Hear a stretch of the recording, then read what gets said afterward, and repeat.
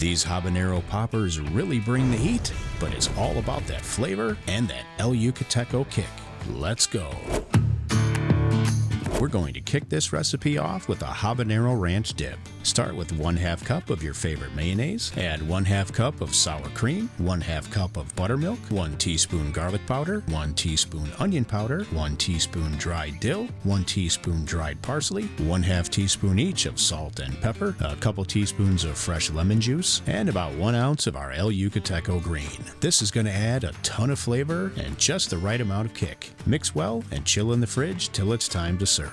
Up next is our cream cheese filling. Start with 8 ounces of softened cream cheese. Add 1 tablespoon of your favorite barbecue rub. If you don't have a favorite, we'll have a homemade recipe below. Now 4 ounces of shredded cheddar cheese. Then mix it up well and set it aside. You'll need about 12 to 15 habanero peppers for today's recipe. Be sure to choose the largest and straightest peppers you can find. Place a sharp knife next to the stem and make a straight cut all the way down. Remove the membrane and seeds from the insides of each pepper, stuff with cream cheese, reassemble the pepper and wrap each one with half a slice of bacon. Then secure with a toothpick. Get each one onto a baking tray with rack and into the oven they go at 375 degrees Fahrenheit for about 25 to 30 minutes or until the bacon is done to your liking. Then remove them from the oven, give them a few minutes to cool, serve them up, and enjoy. Be prepared because these have serious heat and serious flavor. Thank you for watching, and don't forget to kick up all your recipes with the King of Flavor.